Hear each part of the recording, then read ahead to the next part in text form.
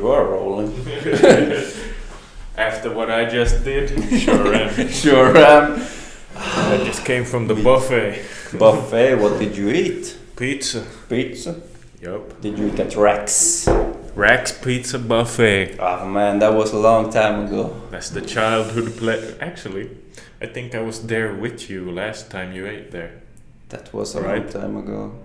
It's when was after Toughest. Oh, but that was like back. Do you remember when it was? 2000 and could have been 19. 19? Yeah. Yeah, that could have been. Oh, I forgot about that. I've actually been one time after that with my girlfriend, so that was like nice. last year. But I feel like that was the microphone. Oh, what the fuck? I want to hear you. There you go. Yeah, so it feels like I was there for the first time in many years when we were there. And like you said, it's childhood memories. Yep. What got me fat in the first place. No, but I prefer if we talk about pizza buffet, I prefer the one at Prisma, the new Prisma. Yeah. Only the one of you who live in Vasa or have been to Vasa knows what that is, but I think it could be a universal Finnish experience. Yeah. See if they have a pizza buffet, which they usually have at newer Prismas, and Rax is all over. So yeah, but I'm not at Rax at the same extent that I used to be. Like neither am I. Well, actually, I was last year. Now I went this year as well with some clients. Yeah, because well, back then I just wanted some pizza. I didn't have any demands on my food. Just wanted to eat. Still don't, but maybe care more about the quality. But it's still pizza, so yeah, it's sort of a snack, you know. Yeah, a little bit of a cheat. Yeah. Can't really have the healthy meal all the time every day. No, I think it's a really healthy thing to do.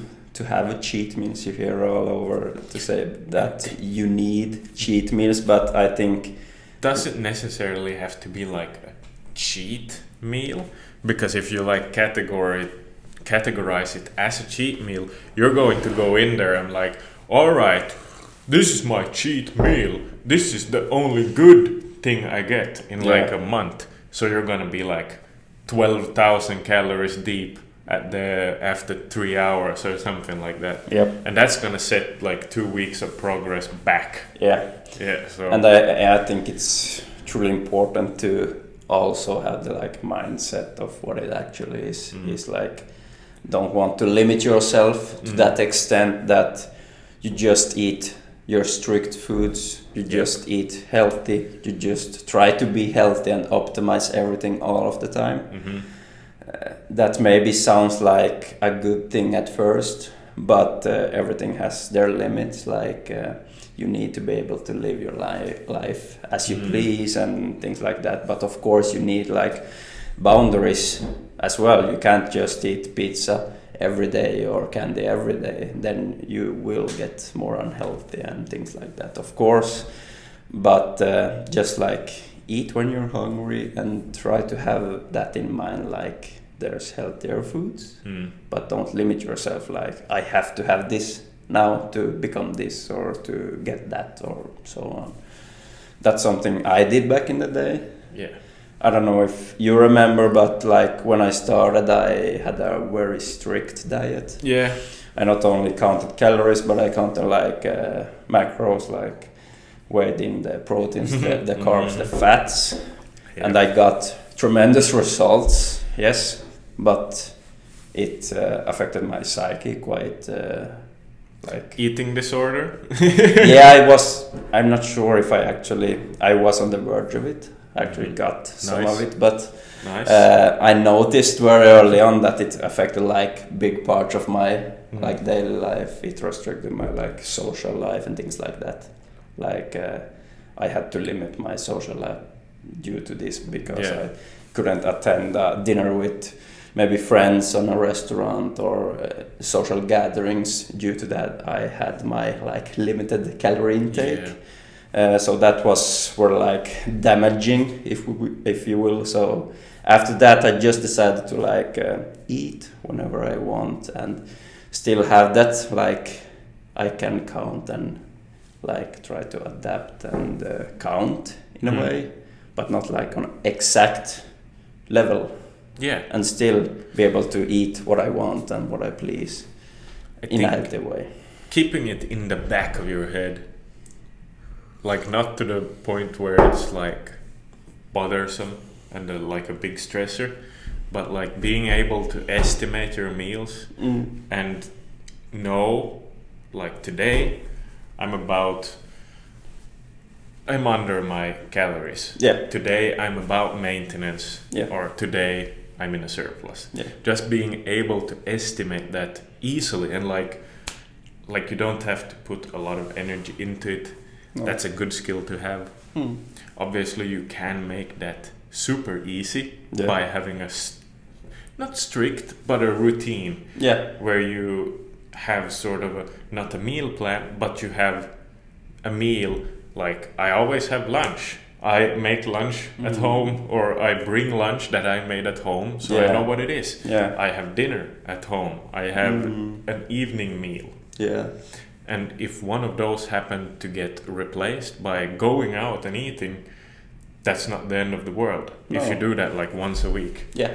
You gotta follow that 80-20. If you're consistent, 80% of the time, you're gonna get the results. Yeah. But one way to make it really simple is by making sure that your routine is in order. Yeah.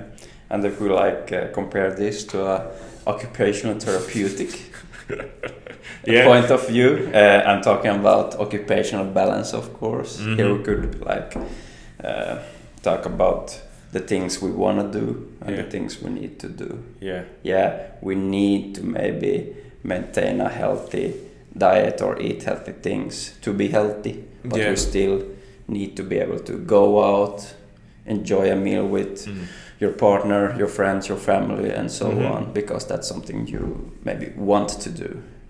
So for me, that was like I only did the things I needed to do, and I didn't do the things I wanted to do. Yeah, and so you can see that it's like a dichotomy. You have on one side of the coin, like what I want to do, and then you have like what does other people want you to do. Yeah. For example, if I'm really into the lifestyle, I'm about it. Yeah. So I'm going to have every meal by myself. I'm going to eat just what I need for my goals. Yeah. That means I'm going to put all the people in my life to the side. Yeah. I'm going to disregard my social relationships. Yeah. In a bad way. But that could also be something you want, right? But I have to do this because of my goal. Yeah. But there is always room to be able to have those moments with the people, in your social circle. Yeah. Because that's one like massive element of your life. Yeah. And this is, of course, occupational therapy in its true form. Yeah, we could talk about that for hours. We should make occupational therapy episode. Yeah. I think like fitness and like coaching, training and all this, even though it's not like necessarily fitness related, you can like tell the occupational elements are there in our realm or a community or sphere. But when we are on the topic of this, like meals and cheat meals especially, like do you have any favorite type of cheat meal or like well, see, I'm sort of on a seafood diet. Oh hell yeah. I see it, I eat it. I like that. So I eat anything, I eat everything. So I don't discriminate in that way. No. And I eat healthy meals too in there. And I think the ones that I enjoy the most is not necessarily like the cheat meals, like having pizza like I had today. I might not enjoy it, but I know that it might be conducive to my gains of gaining weight. Yeah. So Yeah. But I think I like do almost the same. I like at least or as long as it's got calories, I'm eating it. Like, of course, if I enjoy it, I will eat more of it. But yeah, when it comes to cheat meals, and I wouldn't even call this a cheat meal per se, but sushi. Sushi is my favorite one. Yep. Some people say it's a cheat meal. Yeah. I'm on the like verge of it. It depends on what you get, you know. Yeah, but that's my absolute favorite. A lot of people think it's overrated. I don't agree. It's fucking delicious. Yeah. Back at the buffet. Back at the buffet. I mean, it's a very big difference between buffet and the like real stuff. Of course, true. I haven't been to Japan, so not that real. I haven't tasted, but like if you know Magokoro here in Vasa, that is like the best in quality, I think. But that's way more expensive, and you get way less. But if you have just one night or one day to go just for the big quality of meal, I would recommend that one. Yeah. But otherwise, we often go to like Daivo buffet, which you know as well. Yeah. I think that's the best one. How many? What's your record? How many pieces? Actually, I think it was last week. We played disc golf like almost the whole day, I think. We had done something like the whole day, and then we had to eat. Then we went to Daivo. I ate, I think it was 40 plus a little of that, like you know, fried stuff and fried stuff and chicken. Yep. It was like after the 21st ones, I felt nothing because I was so brutally hungry. It was like 20 more. I could have maybe gotten 45, but then I wouldn't have gotten the extra fried stuff. Yeah, I've knocked on the door at 40. I think I've gotten 39 and some chicken and fried stuff too. A little sausage here. Of course, some ice cream as well. Oh, yeah, you gotta have that. There's always room for that. Yeah, because I like to say that there's two stomachs. Because it doesn't matter how much regular food I eat, I will always be able to eat some like sweet desserts afterwards, because it's like a whole different system for it. Oh yeah, I think so, but yeah.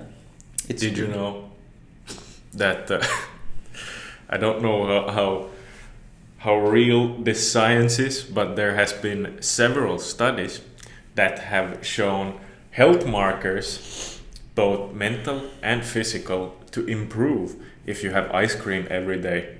Oh hell yeah, that's it makes so much sense. You convinced me, bro. Hell yeah. I used to eat way more ice cream back in the day. Ice cream is good. I eat too little. Nowadays I don't eat that much, but like as I should have more. It's a good bulking food as well. It's very good. Do you eat like a lot of candies or salty stuff? No. If someone buys candy for me, I'll eat it.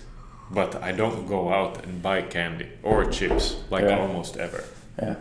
Because I can have, if I have candy, I'm going to have like a piece every now and then. Yeah. I'm not going to be like eating the whole bag. I don't get that.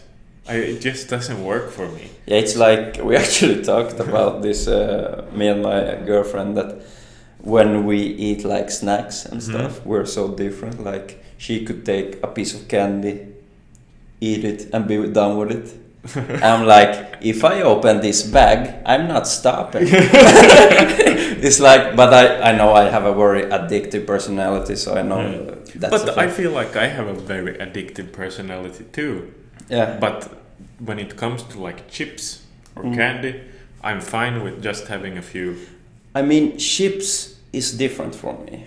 A candy bag, I could like sweep that in minutes. But if I open a bag of chips, then I'm like, I could eat them for like, let's say 10 minutes or something, Yeah. and then I'm fine. I don't Yeah. need to eat the whole It bag. depends. If I have some dip, Yeah. then it's gonna be better. Then Mm. I can have more. Yeah, but I almost always use this. But still, I don't have the same need to eat like as much when it comes to salty stuff. But I know I love sugary stuff. I've always loved that, so I think it's a part of like your preferences and what you can and want to eat, and so on. Yeah. But yeah. All right. We should move on to the Yeah. real topic. Okay, what do you got in store for today?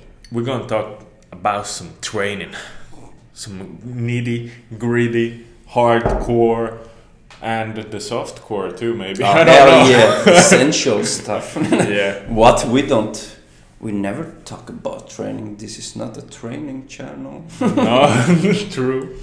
Ain't about fitness. This is lifestyle Yeah, channel. Yeah. But maybe we'll start with like different elements of training and how we use them and or experience them ourselves. Yeah. For example, volume. Mm. Volume is something we usually count in the amount of sets Yeah. you do, sets and reps. Oh yeah. You could also count volume tonnage or like total load, Yeah. but that might be a bullshit metric. If you do some like lightweight Yeah. stuff, you could do like 16 tons on like one exercise or something like that. But in general, sets and reps is what you want to think about if you're thinking volume. For me, what I like to do is, well, you gotta count it like, if you count your sets, do we count working sets or like warm-up sets as well? Because if I work up during my exercise routine this special day, I'm going to do like 2-3 warm-ups at least, maybe 4, Yeah. sometimes 5. Yeah. And when I'm getting real close to my working set, I'm pretty close to the effort I am going to give on my working set. Yeah. Because then I feel if I have to get that intense and give that effort in order to sort of feel loose as a goose Yeah. when I'm going to go into that working set. And then, depending on how that working set goes and feels, I might do 1 or 2 more working sets of that exercise. Yeah. If it feels like shit, I'll go back down, Yeah. do like a back off or 2, and I'll go to the next exercise. Yeah. So that's a form of auto-regulation that I do in like micro cycles. Yeah. A micro cycle being like within a week, within a workout kind of. So you have to feel yourself. How good am I going to be able to do this today? Yeah. How is my performance? What's my fatigue? Yeah. And am I going to have to cut some sets from this exercise? Am I going to have to cut that exercise out today? Can I handle this without getting like overloaded? Yeah, and that's exactly the reason why whether I program like training blocks for myself or any client, I don't like to use like specific percentage of intensity.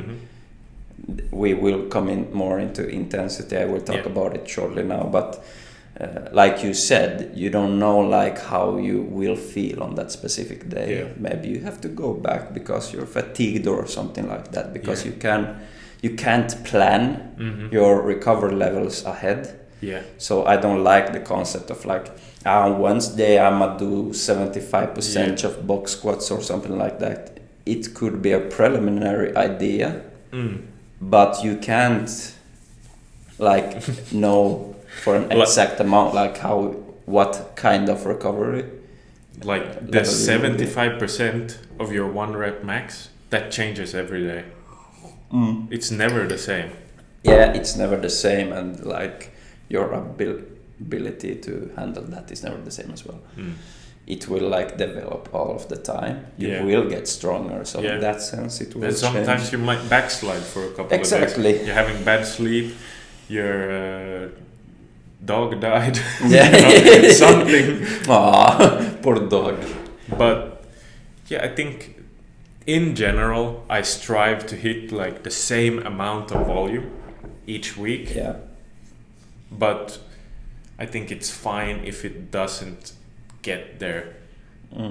But sometimes I might overshoot. Yeah. If I feel really good. Yeah. But you want to strive towards sort of the same as you have been doing, because then you have that in your back pocket. Like, I'm not making progress anymore. I could try fiddling with the volume, adding more sets, more exercises. Yeah, I don't like change my volume either so much from week to week. Yeah. Like in the specific exercises. But what I do, I got a lot of variation in my training.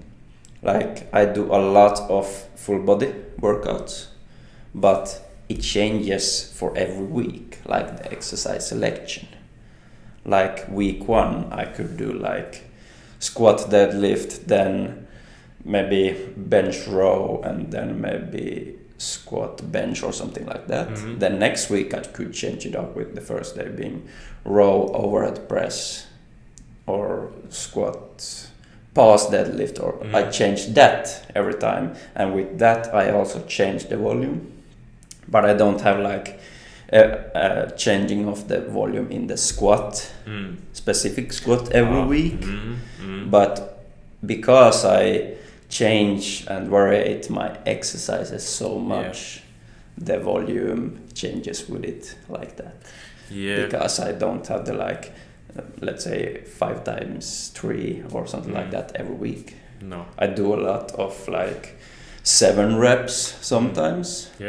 So if I manage to do a certain weight 7 or more reps, I will increase the weights and so on. That was also something we did back in the day. Do you remember that? Yeah. When we did the compounds, we like did we increase with like 2.5 kg each time we were able to do a certain weight more than 7 reps? So, something like that. I don't remember if it was 2.5 or 5 kg. I think that depends on the exercise. Yeah, it does. Like the really big compounds. I'm not think bench press we probably stuck to 2.5. Deadlifts probably. I think we were brave enough for 5s there. Yeah, of course it depends on the exercise. Yeah, but I've always been more keen on like focusing on the frequency, because I think frequency is one of the most like important factors. But it's one of the ways you can manage volume. And like how volume affects you, because let's say that this week I'm going to get in total like 10 sets per body part. And now you have to think about it. How am I going to count body parts? When I'm doing bench press, do I count both my chest, front delt and triceps? Or do I just count my chest? I think maybe I count all 3 if I'm going hard. But if, let's say I want 10 sets on all muscle groups, on all my muscles, right? Am I going to do that in 2 days? 3 days? 1 day. 1 day? That's intense, man. That's powerlifting, man. But sort of you can like manage how much you're going to get fucked up with your frequency based on how much volume you're doing in total. But of course you get to a point where like you have to add frequency in order to not stay in the gym for like 2 hours. And I think I really like back in the day volume was the number one thing I like focused on, because I was more of a I did more of a bodybuilding approach back then, like until maybe 2020-ish. Yeah.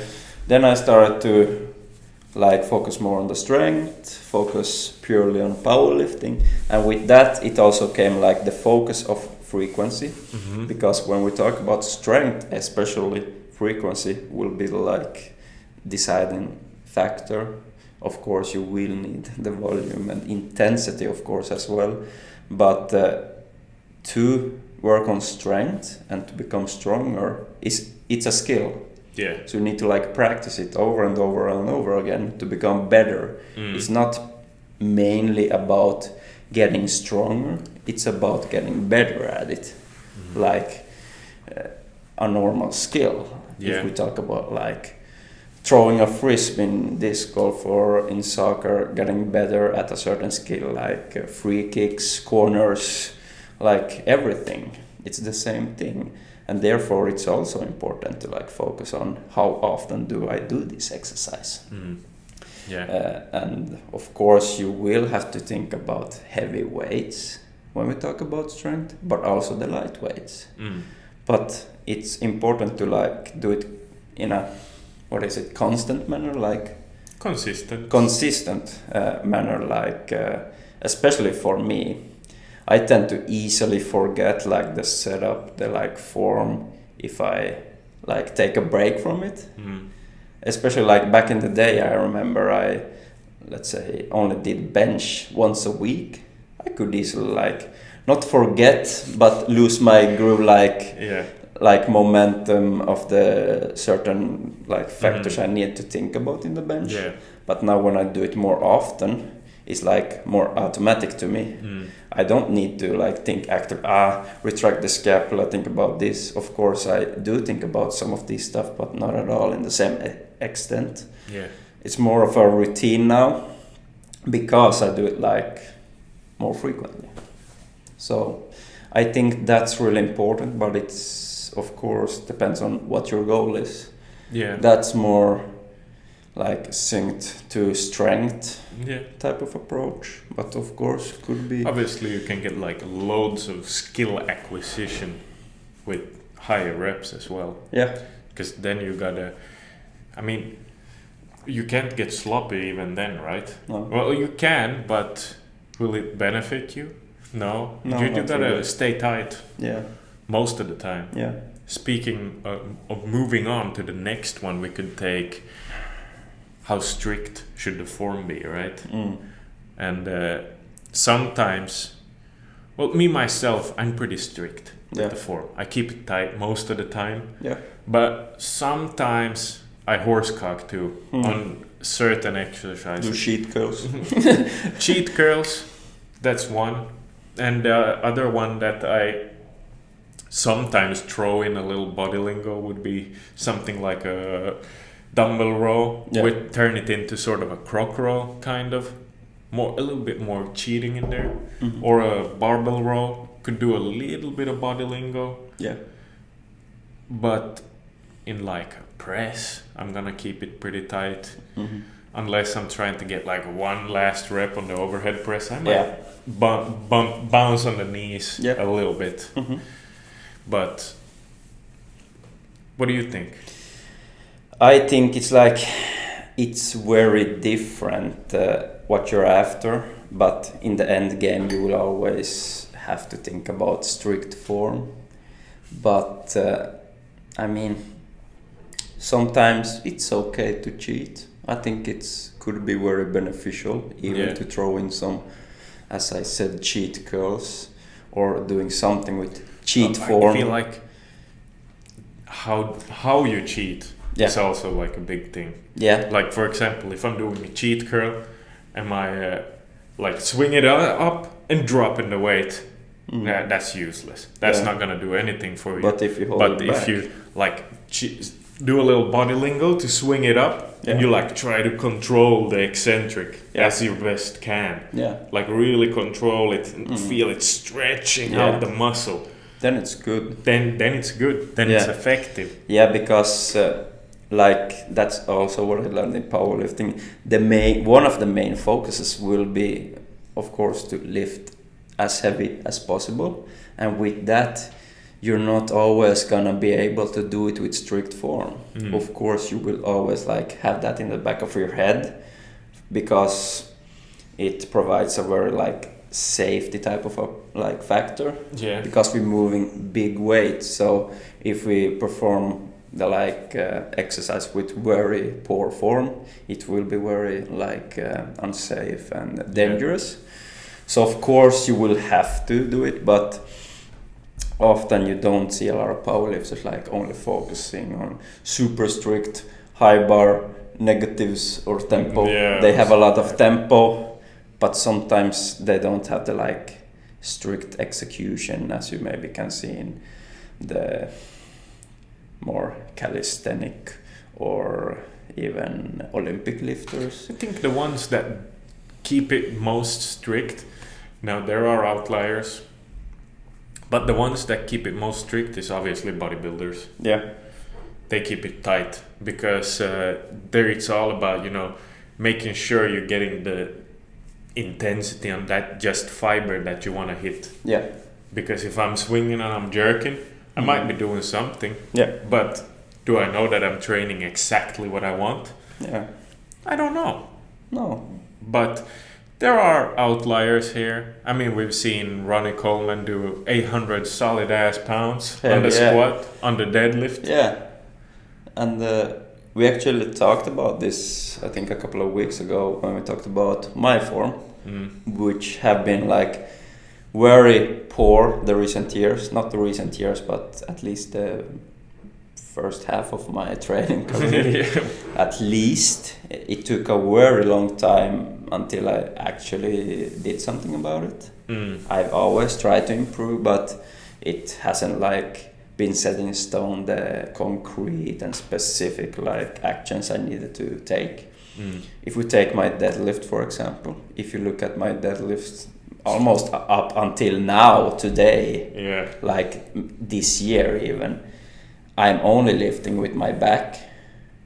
No wonder it's huge. And my legs aren't maybe as huge, because I've always like done the more hinge movement, only lifting with my back, and not like a lot of bending in the thoracic spine part as well. Yeah, and you can see that because I'm where now my mobility has gotten a lot better, because I both worked on mobility and actually upped my form with more tempo, more negatives, more control, stuff like that. Still needs a lot of work, but it's many years of poor form, so it will take many years to correct it as well.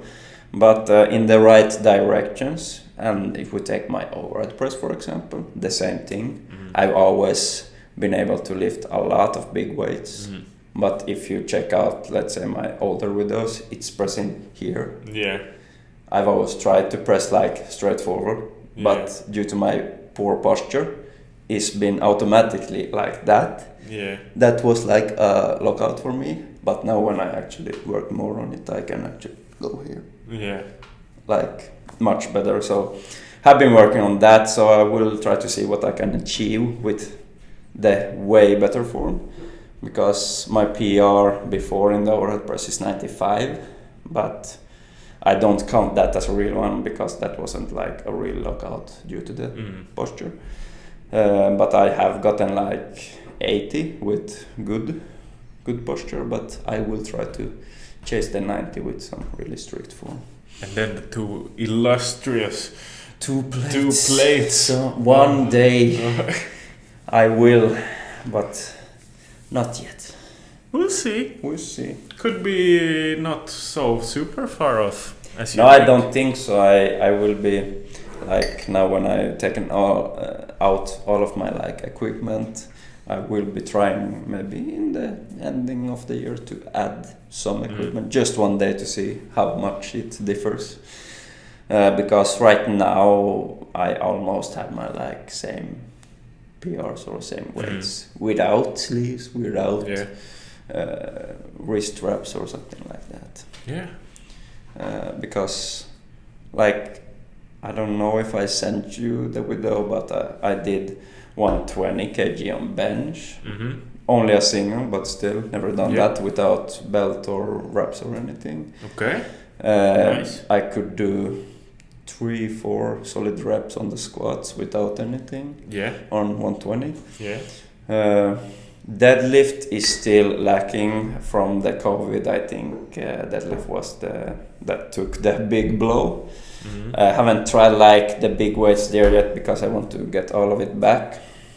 But soon I'm able to do the 180, 190 again. Feels good. A lot better form right now. Are you doing So- double overhead or mixed grip or hook grip? Depending on the weights. Or are you using straps? No, I don't know if I will ever go back to straps. I will use the mixed if I want to. Yeah. I'm using the double overhand as far as I can, but my grip is still lacking. So I will. Right now I'm just like doing it until maybe 3 plates. Mm. I want to be able to do it with 4. That would be great because the day I can do double overhand with like 180, I could easily do 220 with mixed. Yeah. Because it was the same back then. Mm. I don't think I've ever done 180 with double overhand, but that's because I never practiced that Yeah. grip. I've always done the mixed if I could. Yeah. And that could be like the next topic, that what is important to like think about when we develop, because as for me I always try to focus on the things I was good at Yeah. and maximize like my strengths Yeah. and sweep the weaknesses under the rug. It's like what is a good type of approach to like execute this. Of course it's good to both work on weaknesses and strengths, but do you have any specific like mindset within this topic? Well, I think like working on everything is a good thing. Yeah, of course.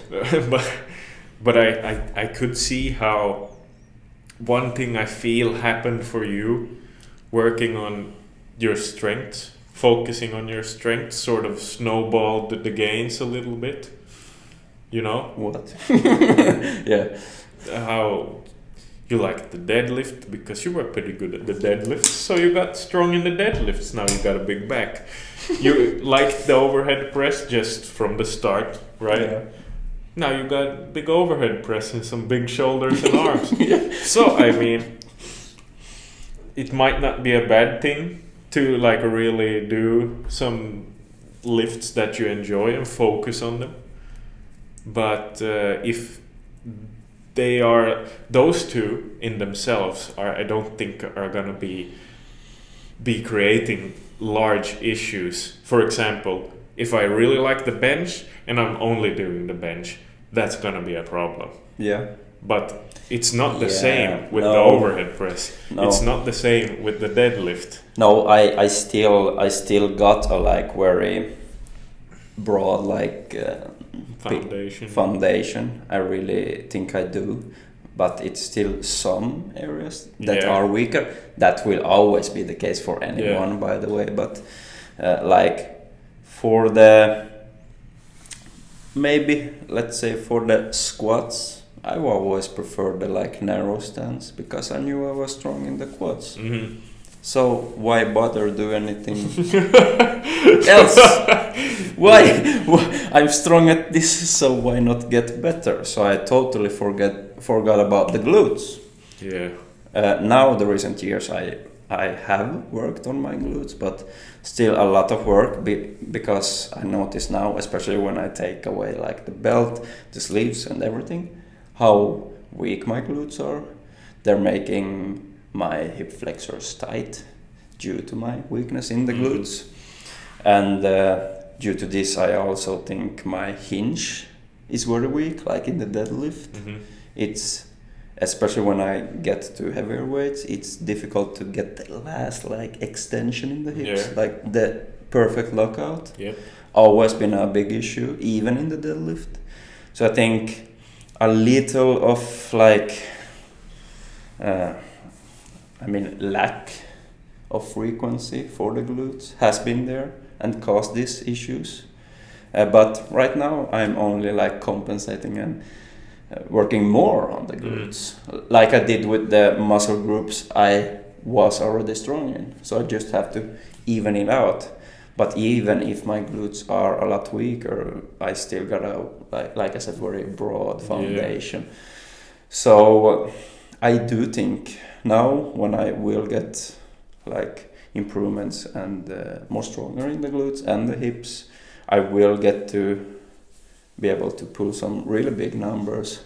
Because as I said both to you and my girlfriend when we talked about my deadlift, it's really extraordinary what I've been able to lift with just raw power and just my back.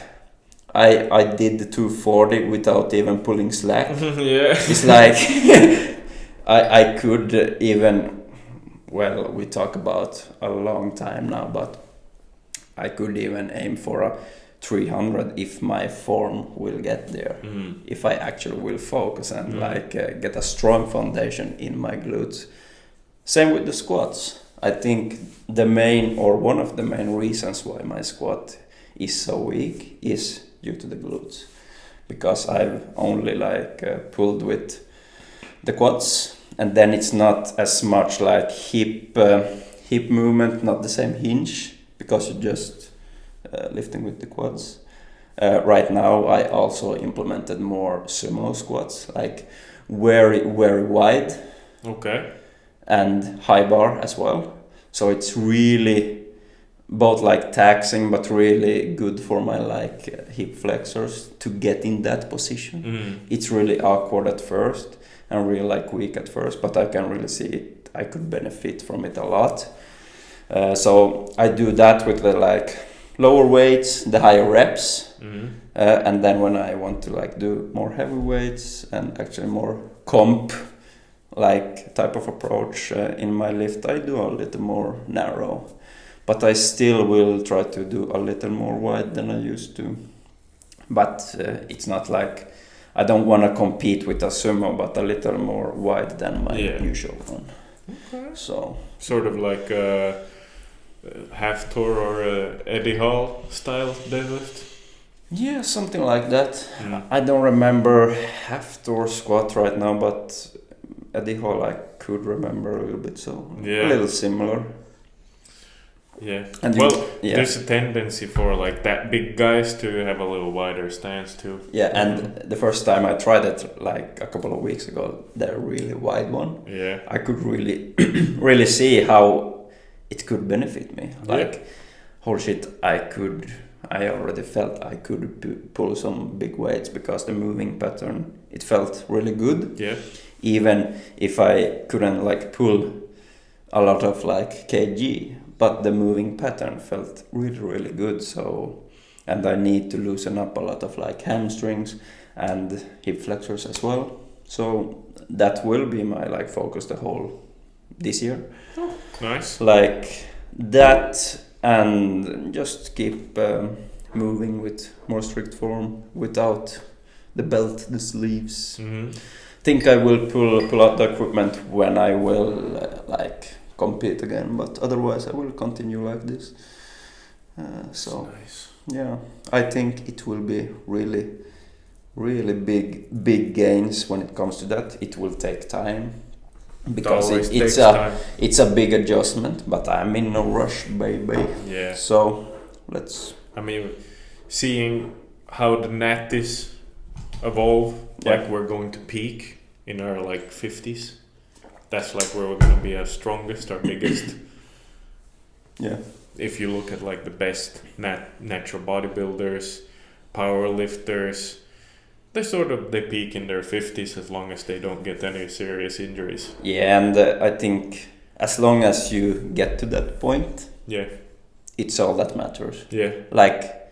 I could, for example, notice and start doing these changes I do now maybe 7 years ago. Yeah.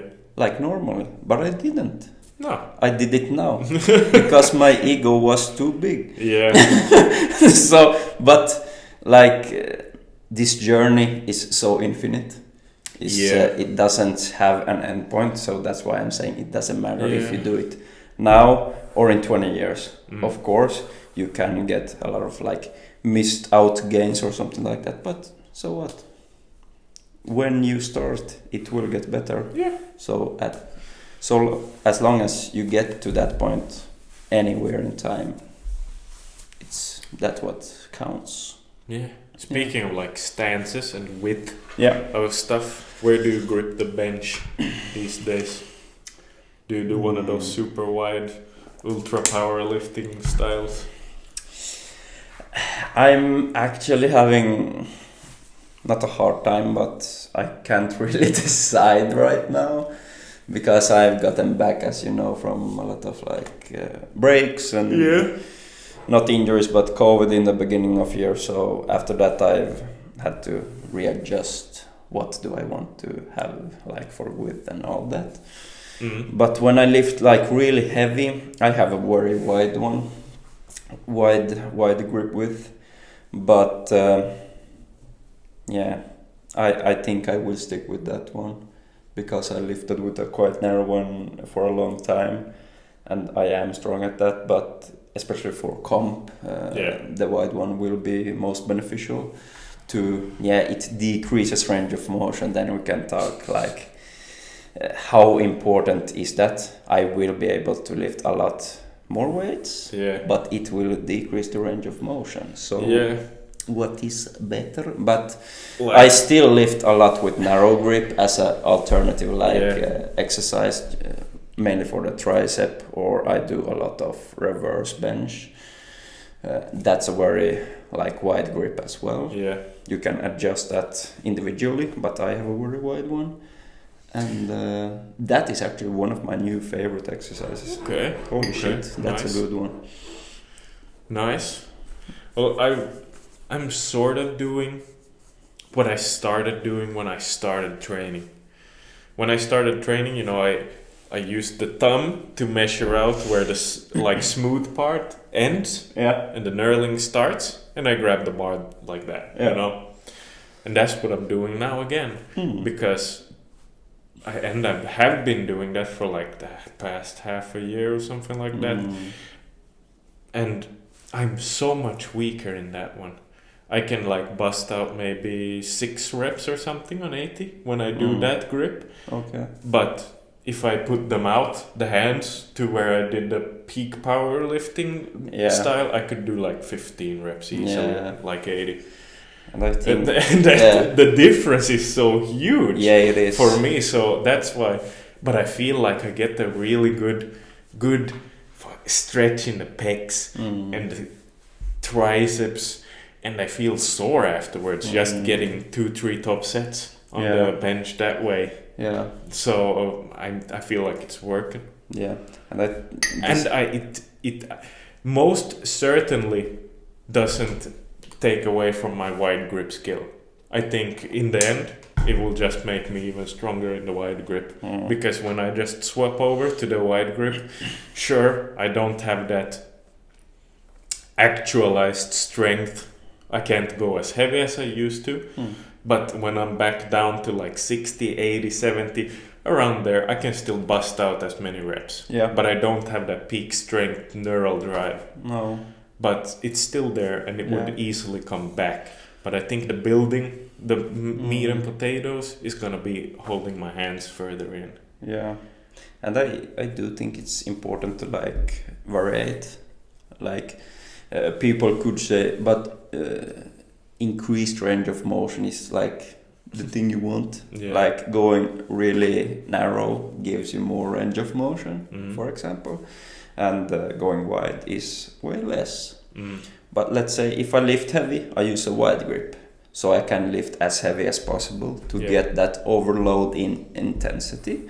But then I could have days when I do more narrow, even just narrow grip, or just a more narrow standard grip, where I do more hypertrophy kind more reps. or just focus on the range of motion with tempo or things like that. Because grow. You need to overload in different like approaches. You can't just try to progressive overload in one aspect. No. So all of these are important to do, and that's also something I've done in the bench. Like I'm gonna try to start doing more high rep, because that's something I did like last year and the year before with the squats, doing a lot of AMRAPs. I never done that with the bench. I tried it yesterday actually, like where I was at. I performed my regular sets and I finished up with the AMRAP. I think I would have way more reps in the tank, but I did 20 reps on 70 kg. Nice, that's good. After my ordinary sets. So I think I will work on that right now. I've always liked that, like, you know, NFL Combine? No. They have like a 60-meter sprint, but one of the like things that they test is an AMRAP on a 2 plates bench. Yeah. And all of them, well, not all of them, not the skinny quarterbacks or whatever, but the big guys, they like bust out 40 reps. I've seen that. Then I've always liked that. I would rather be able to like bust out 30 reps on 100 than be able to do like 4 plates. Yeah. And I think you will get to that, not necessarily 4 plate, but to that heavier bench if you do that. Like right now, my total like overall PR in the bench is 140, but that was without doing any high rep whatsoever. Like when I got to that, my highest type of like rep range was maybe 8. I maybe did some 12s. I remember I could do 12 reps with 2 plates, like pretty normal, but I never tried anything above that. I've done it a lot with the incline. I did, what was the latest? I think I did 22 reps on 60. Nice. I think that was the recent one on the incline. So I actually tried on that one, but on the flat, it hasn't been the same groove. So I'm gonna try to implement that. And I think that will give me a lot of like improvements when it comes to the like 1 rep max as well. Because that's something I've been not weak at, but it has been lacking at some extent. Like the high rep, the endurance, not just my like cardiovascular endurance, but my muscular endurance as well. I did that 20 rep squat. With 60, like a couple of weeks. That's still like hard. 2 weeks. That's still 2 very weeks hard. ago. Yeah. And when I came to like the 19 and like 20, I could my muscles were ready to go. I could have done like 20 more reps. But my lungs, but I was done. I was done. I did that when I was the heaviest. I did like AMRAPs with squats a lot. And then I think I did 20 reps with 2 plates. But oh my god, it was like, when you get to 15, it's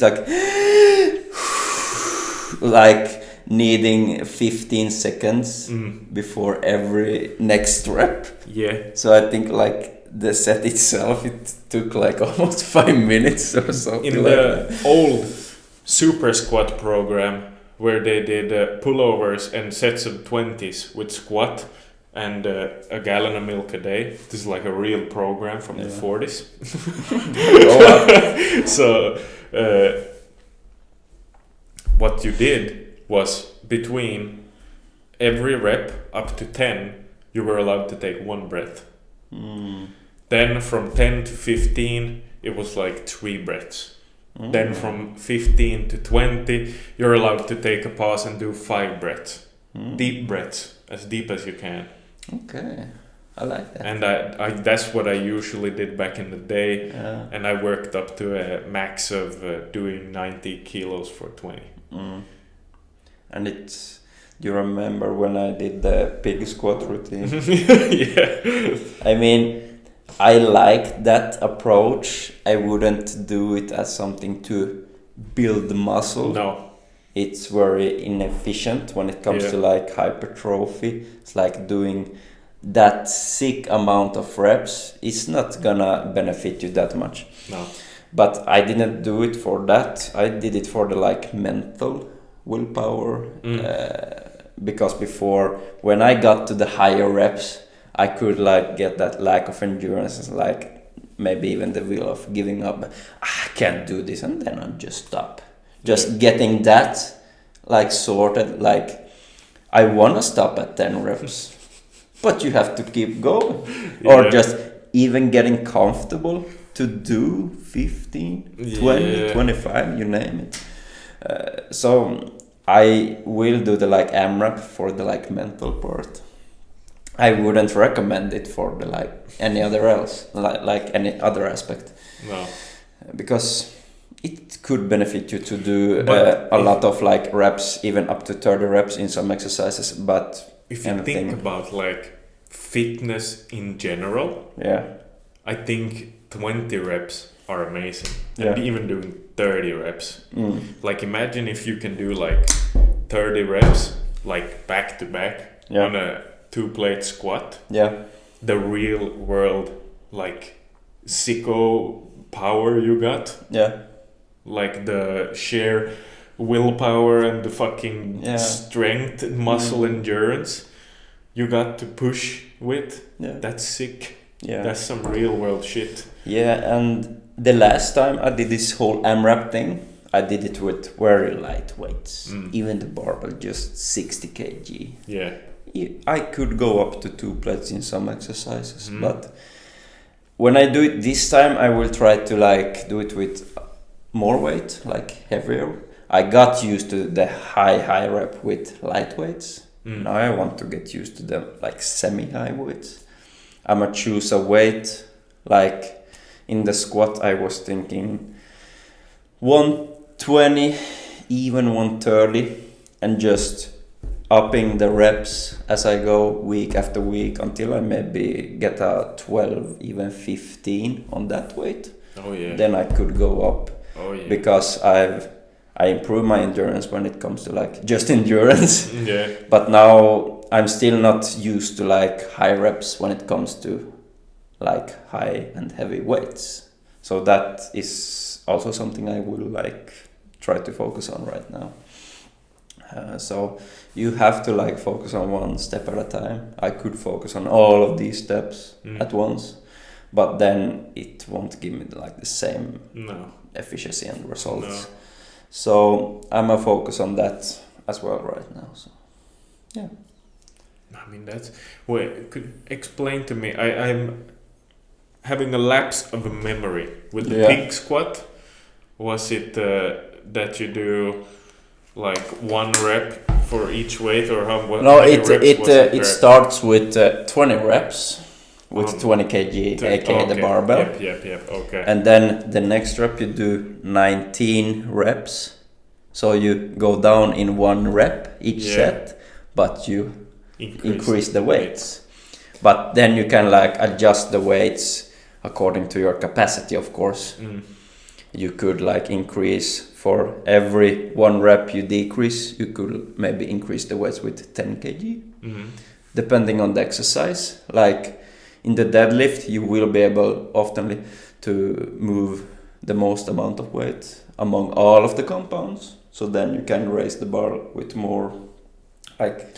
This would be fun to do on the bench as well. I said the same. I never tried the bench. I just. Or maybe we should do a video. We could. I want to try it because I've done it on the squat. I've done it on the deadlift, but I want to try it on the bench as well. I think on the squat I managed to do maybe. I think it was. I'm not sure if it was 7 reps with 130 kg as the last one I was able to do. Yeah. I managed to do the whole thing in the deadlift, but I think the gaps was too small there. Yeah.